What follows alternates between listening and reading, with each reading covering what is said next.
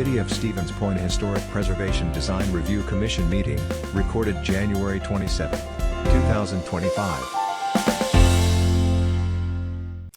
I call the meeting to order for January 27th of the Historic Preservation and Design Review Commission. Roll call. Adam? Siebert. Here. Monk is excused. Christensen is absent at the moment. Kalnan? Here. Malewski? Here. Finn? Here. And Christ? Chris, yes. Chris. Here. Perfect. All right, we got a quorum. Okay. Report of the November 25th, 2024 meeting of the Commission. I would entertain a motion to accept the minutes. You both can vote. Yeah, both can vote. Okay. Okay, Barry, thank you. Second, please. Second. Janet, thank you. Any comments, additions, criticisms, whatever? It's a quick one. Seeing none, all those in favor say aye. Aye. Opposed? Number 3, a request from Terence Landowski for a design review to create a window opening on the west elevation of the building at 833 Clark. Excuse me.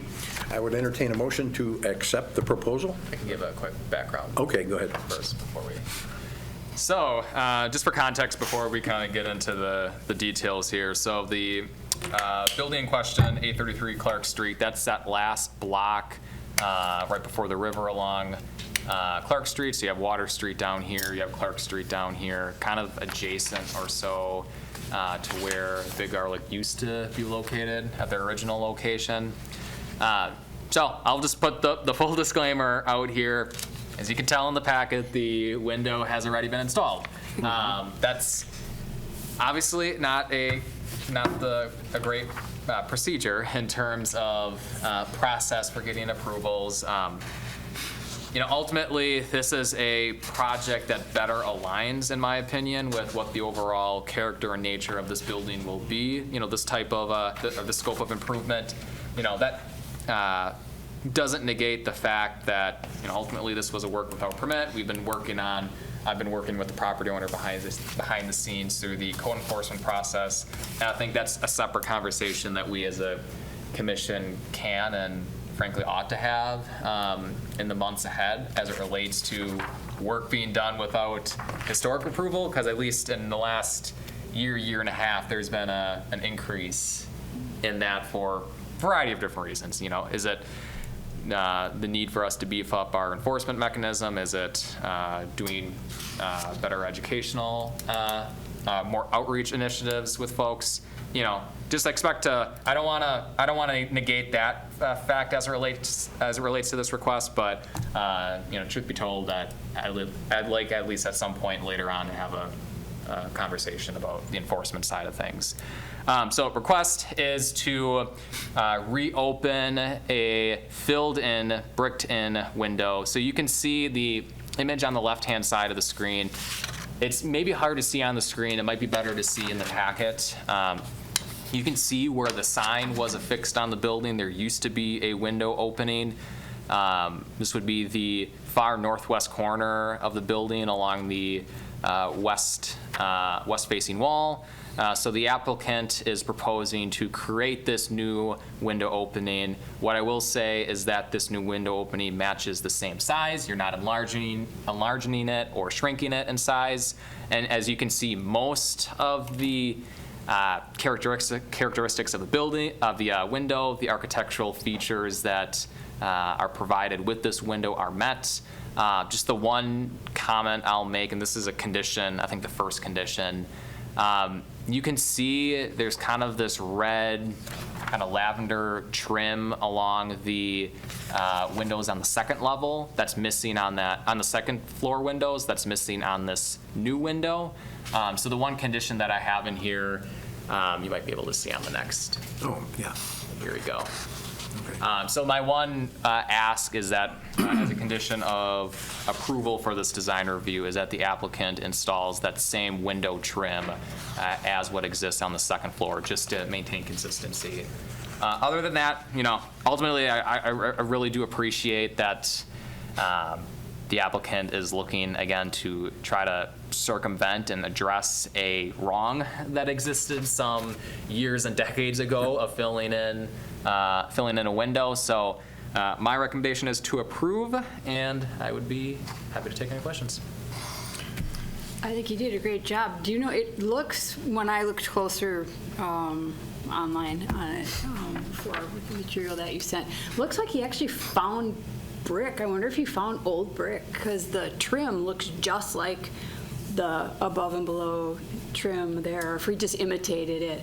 You know, a lot of old buildings, you can find the old brick and just use it again. But I mean, that's immaterial at this point, but he did a great job. You can see the kind of arch. That doesn't stick out as much, though, because what it really is, it sticks out more of the actual archway. Yeah, I don't know. Like he found some of the old brick or something, I don't know, but anyway.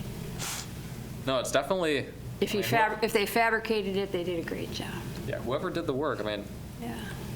for the most part, it was, at least in my opinion, a pretty good job. So. Any other comments? No, I'm just glad that they opened up a window. Looks like there's more. Could be open, but Plenty more.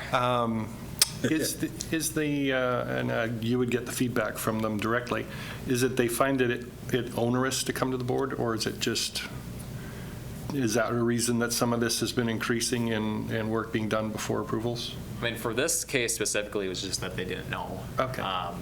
It's not something like they came to you and said, well, we didn't want to go through the paperwork. And Yeah, to the best of my knowledge, they were forthcoming once they got the letter from me saying, hey, you're doing work without a permit, Okay. you know.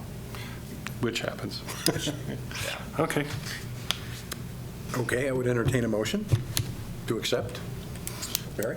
Is that, that's your thought. I will put a motion forward. Is your trim part in that? Yeah, that's, I'd say if you want to make a motion, do a motion with the conditions outlined in the report. I will make a motion to accept with the conditions described about the trim. Thank you. A second, please. I'll second it. Thank you. Any other comments? All those in favor say aye. Aye. Aye. Opposed? Okay. Number 4. Excuse me. Discussion on adapting, a period of significance ordinance. Adam. Thank you, Chair. So outlined in the memorandum view kind of describes the nature of this demolition of this period of significance ordinance. Lots of ordinance changes these days. So ultimately, the city, as you know, have been identified as a certified local government for the last, I think, 40 plus years now. This is the national certification program that's ran through the National Park Service that each 50 states State Historic Preservation Office administers for their respective communities. Ultimately, in order to be a certified local government, there's a minimum threshold that needs to be met in terms of their historic preservation ordinance. Since we have been a member of this program for a number of years now, we are essentially grandfathered in with respect to that, but there is one standard, including one standard for new CLG communities, is that you have to adopt this period of significance ordinance. So what does this all entail? This essentially does a couple different things. First, it defines what the term period of significance means. Why is this important? So in most communities' design guidelines, Stevens Point included, we do have a definition for what's considered a contributing structure.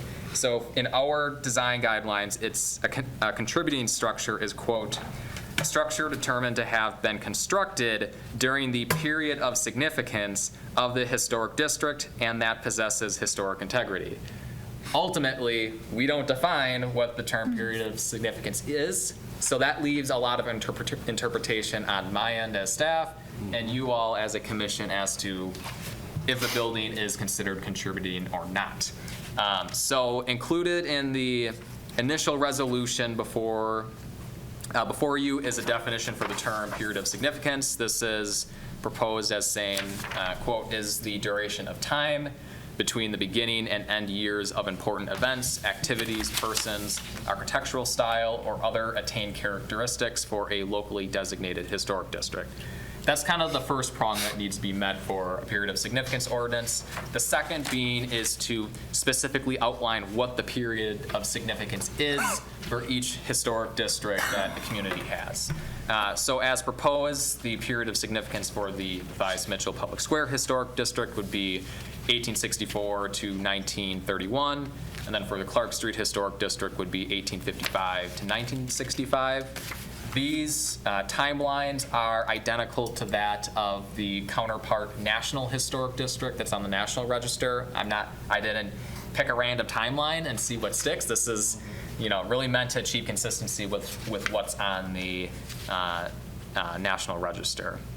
As you can see, I did not identify a period of significance for the Downtown Design Review District. That's intentional because of really the variety of different land uses that exist there, single family all the way to some quasi-industrial type uses, and just the nature of how old the buildings are. I mean, you got a wide range from new construction to late 1800s. So, in my opinion, I can't reasonably give a period of significance that's not going to cause more harm than good.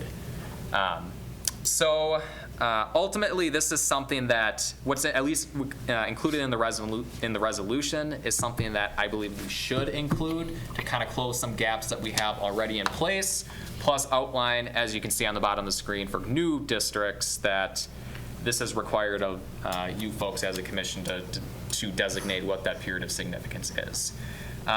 So ultimately, the conversation that I want to have with you folks is twofold. One, look what's on the screen here now. Are there any concerns, any questions that you have? And then secondly, with this in mind, a follow-up question that I have for you is just what's the approval process like for buildings that are considered non-contributing in this instance? So on page 14 of the agenda packet outlines the buildings that would be considered non-contributing within the Mathias-Mitchell Historic District and the Clark Street Historic District. Ultimately, there's a couple options that I included in the packet as it relates to the review structure. This is based off of how other communities have it structured. One being maintain the status quo, where essentially a non-contributing structure is treated the same as a contributing structure in terms of the approval process that's needed, in terms of the design guidelines that pertain. Second option is to have all types of improvements be considered a minor work, which means it goes to me directly, at least in my observation, to reduce some of the red tape that exists. And then the last being sort of a compromise between the two, where you pick and choose which types of improvements can be reviewed in-house for non-contributing structures versus that of which types of improvements have to go before this body. So I guess before we get to the discussion, any clarifying questions first from the group? I have one, and Yes. it's mainly in the Clark Street district, you have to 1965, 1964, 1965. Correct. There isn't a house there. That is, I guess I'm wondering, why is it 90 years when it could be smaller? Couldn't tell you. Like I said, I mean, that was, I obviously you said you just took it from the their national. papers. That's right. Yeah. So I guess because that area is pretty much intact, I would assume the newest houses, except that one on the 1724, all of the rest of them probably were completed by maybe the late 30s.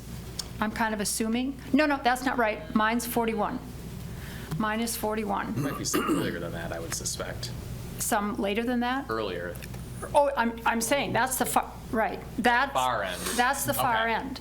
And I guess my question, and obviously even, I know there was some note about extending that downtown area to that block where, the block between Division and Rogers, and, that block also, I gotta think, that one house that was built probably the same time as mine, same architect, was probably the 40s. Actually, your I house. say Mark and Dan, I mean, you're two Your of house. them. Yeah, so, you know, 43 was finished, yeah.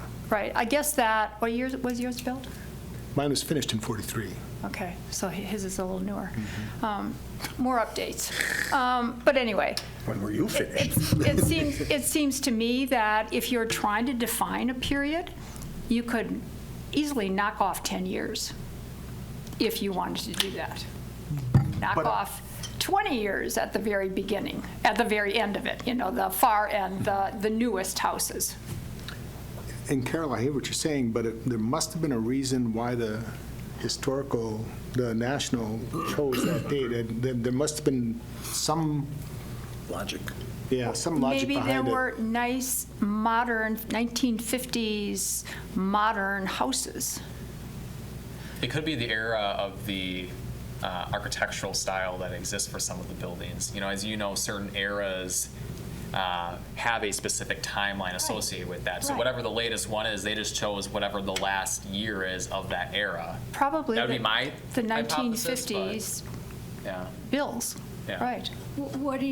Carol, what do you think the impact is of making that 55 or 50? Like, Because- what difference might that, what are you thinking that the difference might be? Because if we're trying to define the area, you know, by years, you know, I don't think there's even one from 1855, you know. I mean, probably the basement in my house is 1855. But I guess just to define it better, if you're defining it, then why wouldn't you define it a little bit better? And I can always reach out to, I mean, since this is about 6 years ago now, I could always reach out to Tim Hagelin, since he's the one who wrote the nomination papers Right. for the Clark Street Historic Okay. District. So, I do think there is some benefit, though, to keeping it consistent. And so for one purpose, it being one set of dates, and for another purpose, another set of dates, I think that would be problematic for homeowners. And in both cases, this isn't referenced just to that district, right? Yes. Right. Just to now. this district, And whether they were considering when they first started establishing it, I mean, we have, you know, our oldest homes are on the north side or along Water Street there. Maybe some of those were 1850, but whether they were thinking of the city as a whole or Center City as a whole, I don't know, but, yeah. any other clarifying questions first? No, I think talking to the person who wrote the nomination, I think that would be informative for the committee. I guess anything else for what's shown on the screen? We'll start with that first.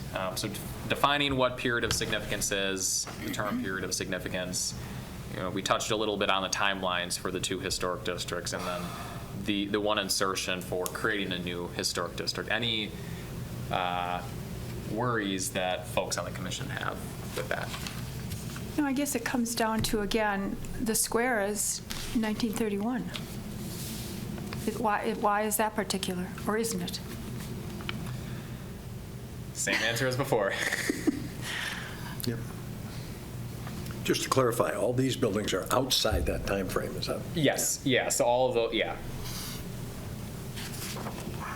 Which, I mean, I think every single one is after 1931. I mean, you would probably know more, Tim, but if any of those stand out that were pre-1864, but I don't think any of them are still standing. No. Okay, I guess if there's no questions for this first chunk, I guess second part will be review structure for buildings that are considered non-contributing. So essentially the list that the chair just referenced on page 14, what type of review process should be had if a property owner of any one of those buildings or future buildings that are proposed to be constructed, what sort of approval process do you think works best? Out of the three that's shown on the screen, or if are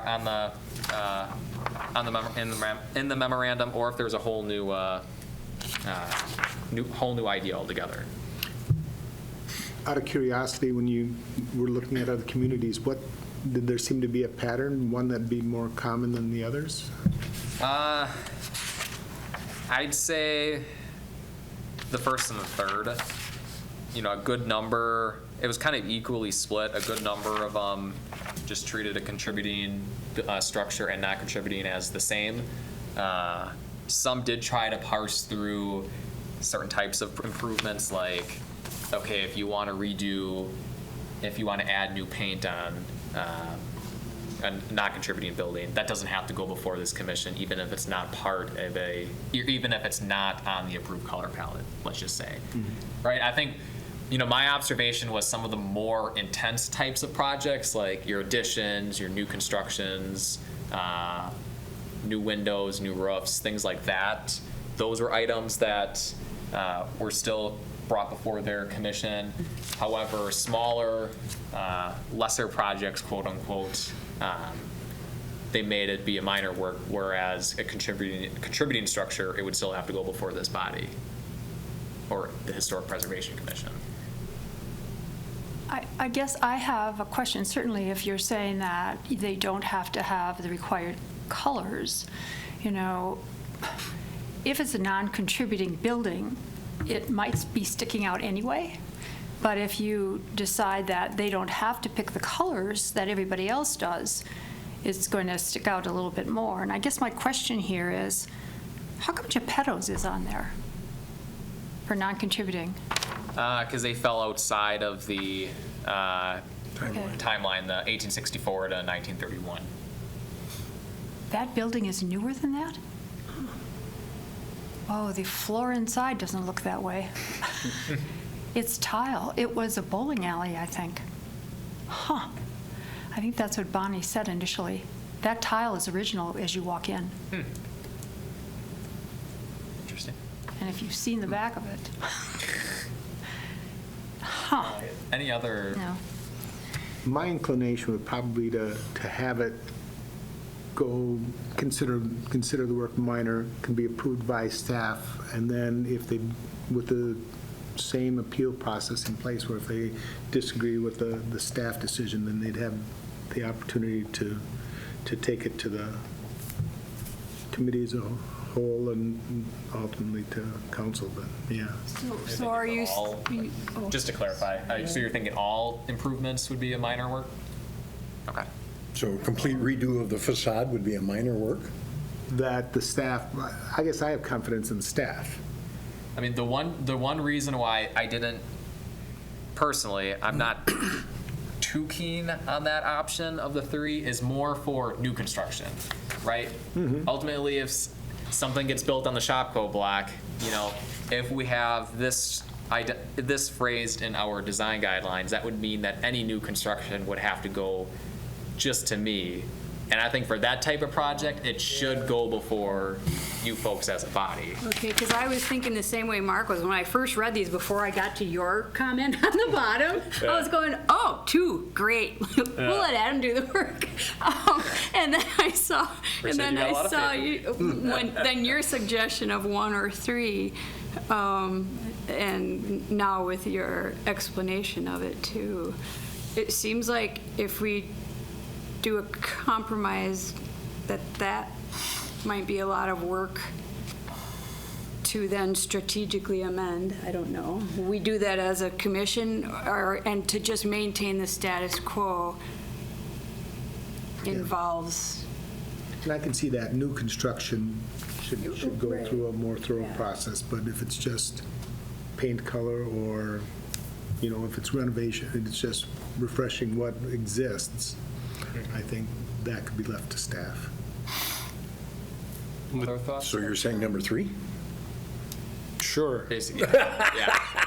With your experience on this list that you have here, I know I've spoke with some people who are in that area who do have historic relevant buildings who want to make changes, and their comments were, well, we can never get anything done.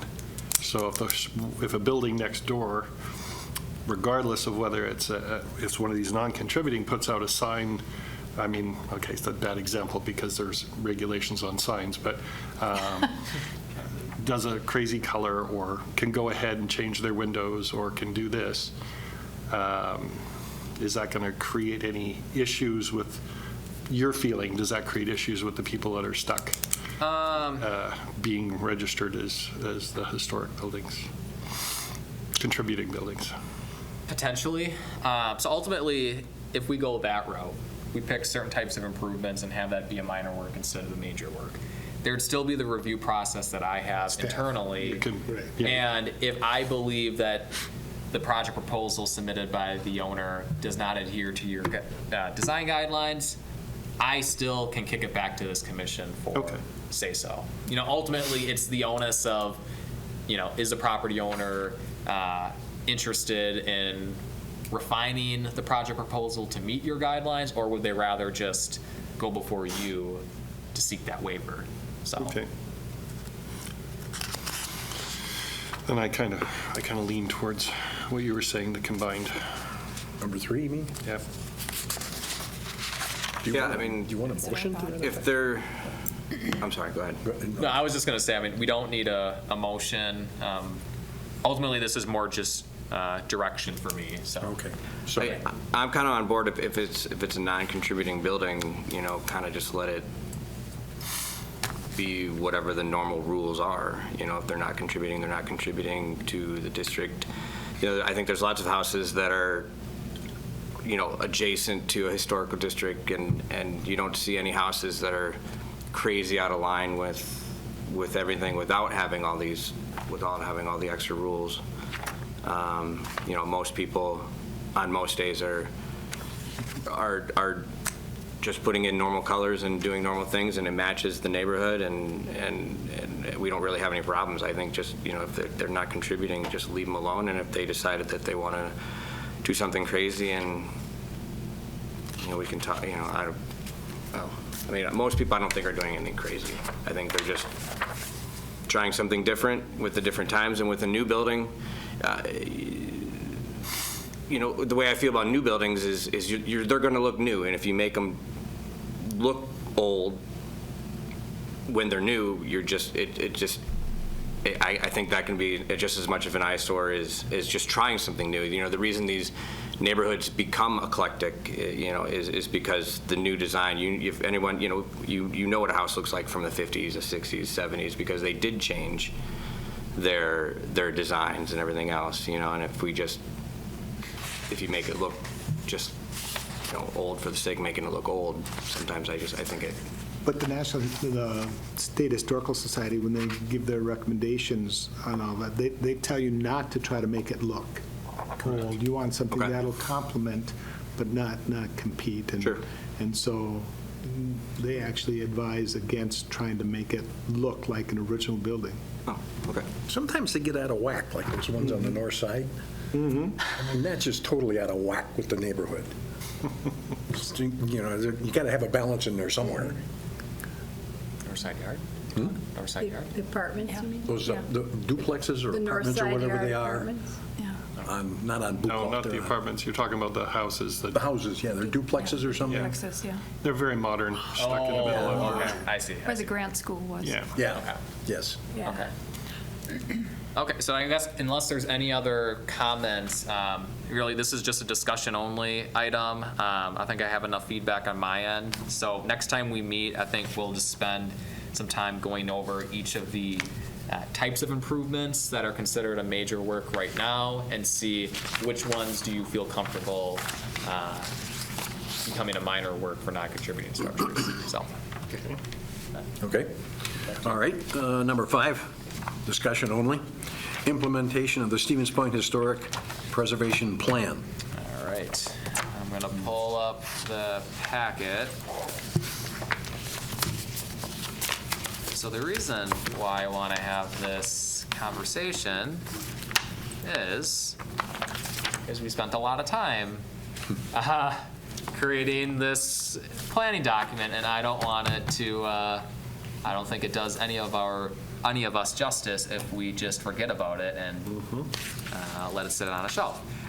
So really what this exercise is for you folks is I hope you had some time to parse through, just quick skim the recommended or the approved policy recommendations And really my ask for you is, are there any that stands out that you feel, hey, Adam, I really think you should prioritize working on these for 2025? My one suggestion for you before I kick it back to the group is try to pick some that are both easy to implement, going to be short, small wins, but also some that are just going to be larger projects and it's going to take some time. The reason that is I want to make sure we have our early wins right from the get-go, but some of the more substantive work that comes out of this plan will be those that take multiple years to implement. So I hope you had a chance to look at these. If not, you can do so while we're talking. So, Janet? When I looked this over, and I'm not sure if I'm being presumptuous here, but I just, first of all, just looked at all the high priority ones. It was like, well, that's somewhere to start. And then I just put a check by those. And I don't know if it would be, if this might be actually going in through the back door, which might not be the best way to do it, but I wonder if we should pick one or two from each of the categories, the surveying efforts, district nominations, ordinance amendments, and that, to spread that out, or if that doesn't matter. Again, I'm just kind of tossing it out here, what I was thinking. There are a total of 24 high priority. Does it make sense? I'll just repeat it again. Then, does it make sense to let's pick one or two from each category? Or is it more important to look at them holistically? I don't know. Could we by category? Yeah, I think the first two categories, the surveying and the district nominations, I think those are ones where they're definitely more long-range projects. I don't necessarily know if we need to start working on it this very month. I guess what I'm thinking of is like the first item, policy 1.1, complete a citywide intensive survey by 2036. While that is a high priority that we have to fulfill within the 10-year-ish time span of this plan, it's not going to take 11 years to get the RFP ready, get funding allocated for this, contracted out, and have the person do the work. So you're saying that's a good one to have on, or not a good one? I would say not a good one for right now. Right, yeah. Definitely once we get to maybe 2027, 28, for sure that'll be more right, but I just think we're a little bit too early for that. Well, the other high one there is resurvey the proposed church of the intercession, St. Stephen's Roman Catholic Church Historic District, and then the other high priority is prioritize areas in Stevens Point to conduct an archaeological survey. Yeah, those two would be ones where I think for sure, 1.2 would be, both 1.2 and 1.5, those are graded quite high for getting CLG grant dollars. The CLG grant program for 2025 is a letter of intent would be due around July, August or so, with the application deadline being mid-December. So for sure, if there's an interest for pursuing those, we could always kick that off by submitting a grant application for one of them. Just out of curiosity, has the WPS done the wire yet? Working on it as we speak. As we speak. For undergrounding it, yeah. Yeah, okay. Hopefully in the next couple of weeks, this should be all Done? completed. Okay. Any other comments? Well, I think one that was brought up when we were originally doing this that I think is I don't want to call it low-hanging fruit, but you got it as a high priority, low cost, is to look into amending the city's facade improvement grant program and encouraging people. I think that will be the biggest bang for the buck because the public will see that immediately. Which category is that? Which one is that? I'm sorry? Which of the? Page 86, financial assistance 5.1. I think we talked about that originally, and a lot of the downtown businesses, because I volunteer at Q Gallery, I know a couple of people who have businesses on that street, they've often commented that it's not that it would be nice for them to get that little hand of, hey, we would really like you to look at your frontage, and here's your opportunities for funding.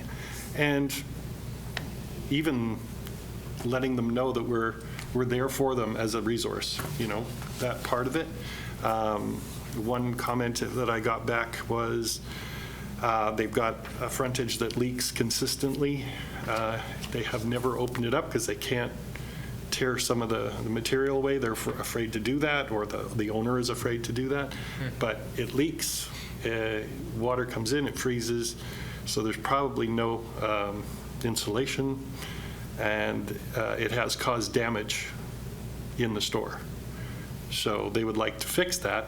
Maybe they don't know that there's these things available to them. And that would also help with the look of the building. Now, the building has had some improvements done. I don't know if they were approved, but there was painting done on the section next to that business. And I don't think that I would have selected those colors or did, but it might have gone through. I don't know the process, but it was done recently. So I don't remember seeing it the last year, but it was done, so. Yeah, and, I think this is a good nugget to talk about, a good policy to talk about, because this is the first year in about 3 years now where we actually have facade improvement grant dollars to allocate, because the former Fox Theater Opera House, they had their facade grant dollars dispersed at the end of last year. So now we have the full $100,000 that we could allocate. I know there's a number of folks who've approached me over the last couple weeks expressing interest in that. So, I think that would be definitely a ripe time to take a look at it. So it'll be a little bit more timely of a process, because I not only have to work with you folks, but I'd also have to work with the finance committee and council. But for sure, I think that's something that we could get teed up, so by April, when folks want to start doing work, that this would be lined up. I think the fact that you do have a few things like the Fox that are obviously doing a facelift, and then just down the street you had the bookstore had a facelift. So a lot of the other, as soon as you start doing facelifts or fixing an older house, other things start to look a little bit worse than they did before. So I think some of the owners, not all of them, some don't care, or are not in a position to care, but they are looking at their facades going, maybe we need a little bit of an upgrade.